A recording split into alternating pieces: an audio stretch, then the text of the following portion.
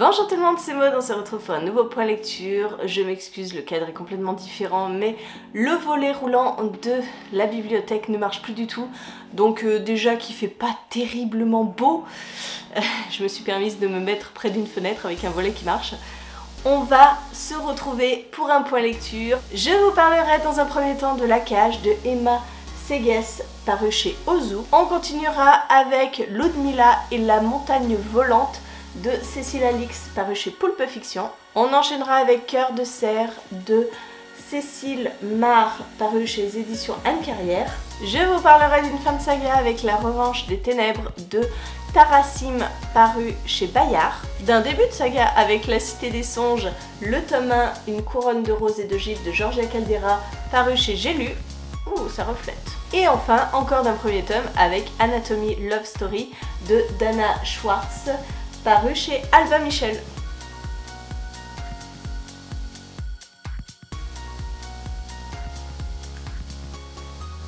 Allez, on commence tout de suite avec La Cage, que j'ai eu la chance de gagner grâce à un concours d'Audrey du Souffle des mots. Je suis très contente de l'avoir gagné et je l'ai attaqué aussi sec quand il est arrivé.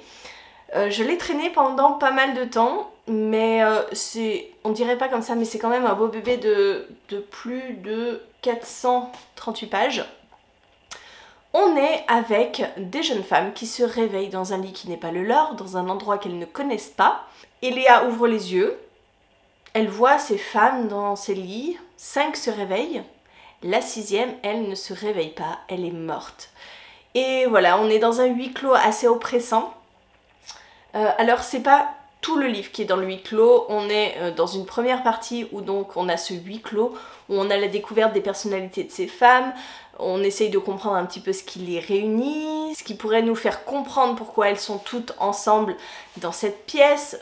C'est pas vraiment une pièce, c'est presque une sorte d'appartement. Vous avez la pièce dortoir, vous avez la pièce cuisine, vous avez la pièce salle de sport, salle de bain, etc. Mais voilà, elles n'ont aucune explication, elles ne savent pas ce qu'elles font là, elles ne comprennent pas, des fois elles reçoivent des objets par des trappes, elles reçoivent de la nourriture, elles s'endorment comme ça alors qu'elles veulent rester éveillées pour en apprendre plus. Bref, c'est très mystérieux. Au début, c'est vrai qu'on se pose beaucoup de questions, et puis on a une seconde partie où on est toujours dans une sorte de huis clos, toujours, mais certaines d'entre elles vont sortir de cet appartement et commencer à comprendre ce qu'implique toutes ces expériences, voilà, ce qu'elles sont. C'était pas mal, c'était plutôt original. Le huis clos, au bout d'un moment, je trouvais que ça tournait un petit peu en rond, on avait un petit peu toujours les mêmes actions. Bon, c'est le principe, hein, quand on est avec des femmes enfermées, c'est compréhensible. On a chaque personnalité qui est vraiment très définie, voilà, on a la fille colérique, on a la fille très timide qui ne parle pas, on a la fille un peu folle qui est complètement traumatisée et qui tourne en boucle. Bref, voilà, on a vraiment des personnalités très ciblées. Et Eléa, j'ai pas forcément compris à chaque fois ses décisions, j'ai pas forcément compris son état d'esprit. Après, c'est très psychologique, mais parfois je m'y perdais un petit peu. La seconde partie est plus haletante, voilà, on commence à découvrir ce qu'il en est, et ce côté-là était très sympa parce que c'est original, on a quelque chose de plus poussé que simplement des femmes qui sont à l'intérieur d'un appart et qui se posent des questions. On découvre d'autres personnages, donc ça aussi c'est plutôt pas mal d'élargir un petit peu. Bref, j'ai passé un bon moment avec ce roman, c'était sympa, original, et j'ai préféré la seconde partie parce que la première était peut-être un petit peu trop plan-plan à mon goût, même si elle était nécessaire hein, pour la suite de l'histoire. Mais voilà, j'ai préféré découvrir un petit peu toutes les manigances derrière les écrans, derrière la surveillance perpétuelle de ces femmes, derrière tout ça, et ouais, c'est l'originalité qui prime là-dedans. Je continue en vous parlant de Ludmilla et la montagne volante. C'est une sorte de conte. Ce roman est un petit peu étrange dans sa construction. On va partir sur une mythologie assez différente, plutôt alors je vous dirais pas inuit parce que c'est pas inuit, mais on est avec des chamans, on est dans le froid, de la glace, et on est avec une petite fille qui va perdre sa grand-mère d'adoption, on va dire, puisque ses parents sont morts. C'est la chamane du village qui l'a pris sous son aile, et donc une nuit, Ludmila va perdre cette femme qui est tout pour elle. La chamane va mourir, et dans cette mythologie, l'âme de la chamane se transforme en petite boule d'énergie qui doit rejoindre la montagne volante. C'est là où toutes les chamanes vont, elles connaissent le chemin, sauf que quand la petite boule d'énergie de cette chamane va vouloir partir, elle va se faire malmener, maltraiter par une tempête. Je vous dis une tempête, elle est personnifiée, c'est un gros monstre noir qui va vouloir dévorer l'âme, et donc Ludmila va se mettre en tête de conduire l'âme de sa maman d'adoption, de sa grand-mère d'adoption, jusqu'à la montagne volante. Donc elle va partir, c'est un road trip, une quête initiatique on va dire, pour conduire cette âme vers sa destination. C'était très mignon en soi, mais c'est vrai que la construction est assez étrange, on a beaucoup de chants, énormément de chants. Après c'est ancré dans la culture de ce peuple-là. Donc tout au long du récit, on a beaucoup de chants. Vous voyez, je pense que si je feuillette un tout petit peu, je tombe sur un chant. Voilà, hop, regardez. Voilà. On a très souvent des strophes comme ça de chants. On a aussi, comme d'habitude, chez Pulp Fiction, des illustrations. Et voilà, on va suivre Ludmila dans ce voyage périlleux pour ramener l'âme de son amie, de Shilali, la chamane, jusqu'à la montagne volante. Donc c'était mignon, voilà, c'était... Mais après, moi j'ai été un peu gênée par l'écriture qui est très étrange. Parsemée comme ça de chants, parsemée d'événements assez inattendus, très fantastiques. C'est très étrange, et puis elle va rencontrer d'autres peuples sur son chemin. Et pareil, toujours un petit peu dans ce côté fantastique. Ce livre, il est étrange. Il est étrange dans sa construction, il est étrange dans son histoire, mais par certains côtés, ça renforce la magie qu'on essaye de nous faire passer. Et je sais pas, je suis un petit peu mitigée, ça se lit très vite, mais c'est étrange. On continue avec Cœur de cerf. On est dans un roman de fantasy où deux peuples s'affrontent, les Keta et les Liu. Les Liu sont le peuple opprimé, les Keta sont le peuple dominant, et une guerre éclate entre ces deux peuples. C'est pas nouveau, hein, ça fait déjà quelques décennies que cette guerre couve. Et nous allons suivre Taina qui arrive dans un village, elle ne sait plus qui elle est, elle a perdu la mémoire, elle cherche à reconstruire les morceaux de son passé. Et elle va faire la connaissance de Evan, qui est le maître guérisseur de ce village. Et Evan a une conception très particulière du rapport entre les Liu et les Keta. Lui, il cherche à pacifier les peuples, il cherche à faire comprendre qu'ils ne sont pas si différents par la magie, par une sorte d'état de transe. Il essaye de transmettre ça, donc il accueille des Keta au sein du village, ce qui n'est pas forcément bien vu par les habitants Liu. Bref, il essaye de montrer sa vision des choses, sauf que tout va s'accélérer quand les Keta décident, donc les gouvernants Keta décident d'éradiquer le peuple Liu et décident de les arracher à leur village et de les réunir tous ensemble pour les éradiquer, donc les massacrer. Et Taina va se découvrir, va découvrir sa part animale grâce à la transe de Evan. Elle va découvrir qu'elle est bien plus qu'une jeune femme.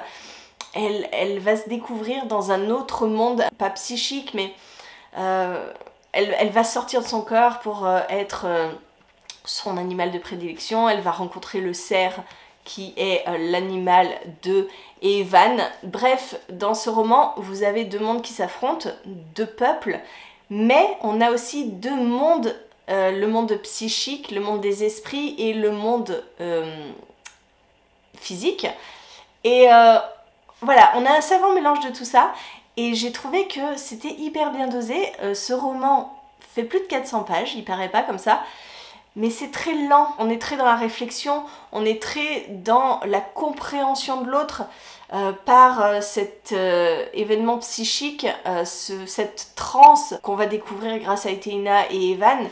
Et derrière, on a toute cette violence, toute cette haine, toute cette guerre qui couve. Bref, voilà, on a un parallèle entre la douceur de tout ce qui peut se passer dans les événements psychiques et la violence du monde humain et dans le monde réel, dans le monde physique. Et c'était très bien fait, j'ai passé un très bon moment avec ce roman. Je peux pas vous dire que c'est addictif, non, c'est doux, c'est beau, on se pose pas mal de questions, c'est un hymne à la tolérance, un hymne au respect de l'autre. Ça porte un très beau message, ça dit que finalement, on a beau être de peuples différents, on est pareil. Voilà, il n'y a pas de différence finalement entre nous. On a plusieurs parties dans ce roman. La première partie, on a Teina qui découvre un petit peu le village, qui découvre ce que propose Evan, sa connaissance, sa quête à elle pour découvrir qui elle est. Et ça passe par la découverte d'un autre monde psychique, un autre monde où elle peut agir, même si c'est psychique. Puis on a la guerre qui se renforce et les Keta qui déportent les gens, hein, on peut pas dire autrement, déportent les gens, les conditions horribles de détention, la violence, la famine, tous ces mots qui sont affreux. Et dans tout ça, on a la douceur de l'esprit animal qui vient renforcer toute cette violence. Bref, voilà, il y a une dichotomie entre ces deux sentiments. Et voilà, on a la conclusion qui vient se greffer à tout ça. Et j'ai eu pendant la lecture de ce roman pas mal de sentiments contradictoires. J'étais à la fois horrifiée par tous les événements qui peuvent se produire et toute cette violence, et émerveillée par tout le côté un peu magique de l'esprit animal, de tout ça. Je me suis attachée à Evan et à Teina. C'était beau. C'était un roman très beau, mais très long, parce que si vous voulez, on s'attarde sur des petits détails, on voit la beauté des choses, on voit la violence des choses. C'est pas quelque chose où vous allez avoir des longues scènes de bataille. Non, on est plus dans la réflexion, plus dans l'introspection, dans le voyage et la quête. Bref, c'était un très bon roman qui sort un petit peu des sentiers battus et qui m'a fait forte impression. Allez, on va parler à présent de La Revanche des Ténèbres, qui est le tome 2 de La Vengeance des Étoiles. J'avais beaucoup aimé La Vengeance des Étoiles. J'avais un petit peu peur au début quand j'avais commencé ma lecture parce que j'avais l'impression que ça allait beaucoup tourner autour de la romance. Et en fait, j'avais été agréablement surprise de me dire non, ça ne tourne pas autour de la romance. On est vraiment dans une histoire de vengeance. On va suivre Anguille, qui s'appelle en réalité Amalia, qui a perdu son nom quand elle est montée sur un bateau d'esclaves, un bateau où elle a passé 7 ans de sa vie à être réduite en esclavage, à servir de punching ball au capitaine, à réfléchir à sa vengeance. 7 ans se sont écoulés, donc Amalia peut partir, sauf qu'elle apprend de la bouche du capitaine que sa mère est morte, qu'elle n'a plus rien, qu'elle n'a plus personne. Et Amalia ne va pas se laisser démonter, elle va quand même vouloir se venger de ce capitaine, du commanditaire de ce capitaine. Bref, voilà, c'est vraiment une histoire de vengeance, et par là, elle va monter dans les hautes sphères, devenir une comtesse pour pouvoir s'approcher de ses proies, et elle va faire la rencontre de Caio, qui lui est le fils du commanditaire, donc de celui qui possède la flotte de bateaux. Caio, qui est un jeune bourgeois qui passe son temps à jouer, à perdre de l'argent, et malheureusement sa sœur est en train de mourir de la fièvre des cendres. C'est une maladie qui se répand un petit peu partout dans le royaume. Et voilà, je vous en ai trop dit, je pense. On est sur un second tome. Comment vous dire ? Ce roman se découpe en deux parties. La première partie était ennuyeuse à mourir. Ah là là, elle était soporifique. Je l'ai trouvée lente, il ne se passait rien.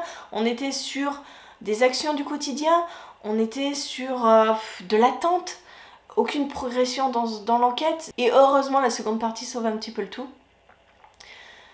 Comment vous le dire sans vous en dévoiler trop, parce que si je vous parle de ce second tome, vous saurez ce qui s'est passé dans le premier, donc c'est un peu dommage. Mais pour faire simple, Amalia et ses amis ont dû partir. Ils survivent tant bien que mal dans une autre cité. Ils cherchent à découvrir d'où vient cette maladie. On a déjà les réponses dans le tome 1, mais voilà, on essaye de découvrir qui est à l'origine du complot, qu'est-ce qui a pu se passer. Donc voilà, c'est comme je vous l'ai dit, ce sont des actions du quotidien. Ils cherchent à survivre. Certains prennent des petits boulots, mais sans grand intérêt. Hein, voilà. Et heureusement, donc la seconde partie, ça bouge un petit peu plus. C'est malheureux à dire, mais ça commence à bouger au moment de la mort d'un des personnages. Je pense que c'est ça qui a fait tout basculer. Et après, ça s'est accéléré et j'ai beaucoup plus apprécié ma lecture. C'est vraiment dommage parce que j'avais énormément aimé le premier tome. Et là, ce second tome, il est tellement long à démarrer que vous perdez au passage le lecteur. Donc c'est dommage, j'avais plus vraiment d'attachement envers les personnages. L'histoire d'amour qui se profilait dans le premier tome se continue dans ce second tome, mais ça met beaucoup de temps à arriver. Mais finalement, c'est pas plus mal parce qu'une histoire d'amour qui s'oppose là, ils se font un bisou et ils disent qu'ils s'aiment en 2 pages, j'y crois jamais trop. Là, ils se tournent autour, ils sont attirés l'un par l'autre, mais voilà, il y a de la rancœur, il y a de la haine. Ce sont des enemies to lovers.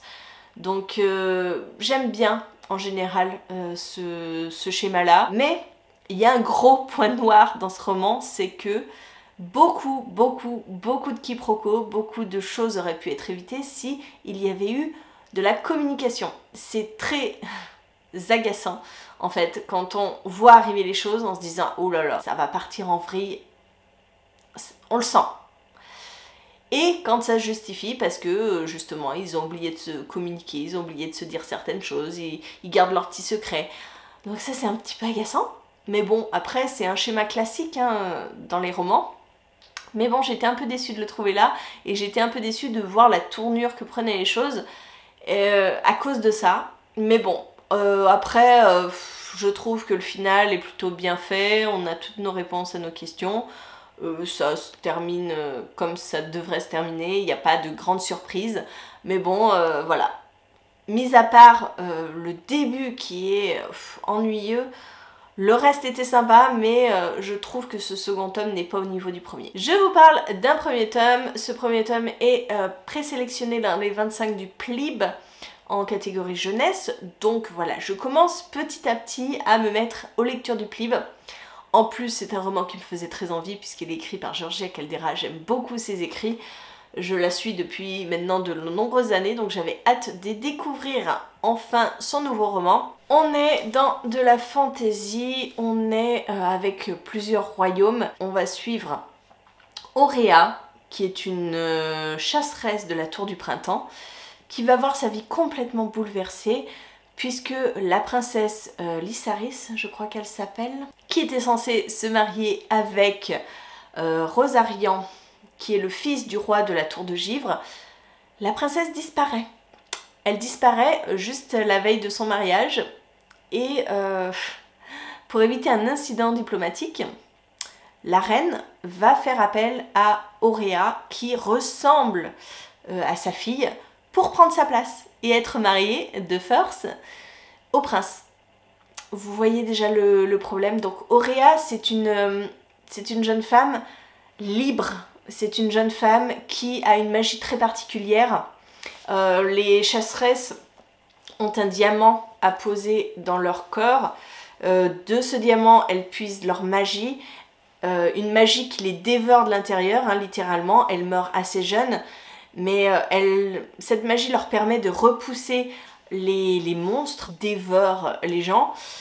Donc Auréa est quelqu'un de forte, quelqu'un de libre surtout, Et du jour au lendemain, elle va devoir se faire passer pour la princesse, le total opposé d'Auréa, et elle n'a pas vraiment le choix. Sauf que elle va se retrouver dans ce royaume, dans la tour de Givre, et elle va découvrir des horreurs par rapport à son peuple à elle. Elle va voir que son peuple, les autres femmes qui ont la même magie qu'elle, avec ce diamant sur le corps, ces autres femmes sont opprimées, elles servent d'esclaves, elles sont là pour repousser les monstres en effet, mais elles ne sont pas libres, elles sont enchaînées, elles vivent des tortures affreuses.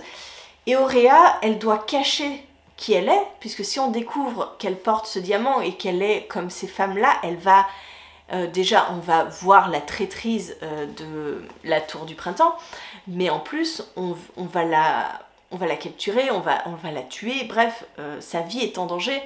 Et elle se retrouve dans ce royaume-là et elle doit refouler sa personnalité et elle doit apprendre à vivre avec cet homme qu'elle ne connaît pas, qu'elle n'aime pas, bref, voilà, ça c'est le postulat de base. J'ai beaucoup aimé ma lecture, j'ai passé un hyper bon moment, mais comme d'habitude, j'aime beaucoup la plume de Georgia Caldera. J'aime beaucoup les univers qu'elle nous propose. Encore une fois, on est dans quelque chose d'original sans être original, parce que deux royaumes qui s'affrontent, un échange grâce à un mariage, voilà, une paix grâce à un mariage, des manigances un petit peu dans les hautes sphères du pouvoir. En soi, c'est pas original, mais voilà, tout ce qui est autour, cet univers entre les différentes tours, avec ces monstres qui prennent possession du pays, avec une reine noire qui cherche à annexer les autres tours. Bon bref, voilà, c'est une guerre un petit peu généralisée avec un ennemi commun, avec cette reine qui cherche à prendre possession des tours et qui va tout faire pour régner sur l'ensemble des territoires. Et on a la Cité des Songes. Auréa fait de mystérieux rêves où elle chevauche un dragon, où elle trouve une cité mystérieuse.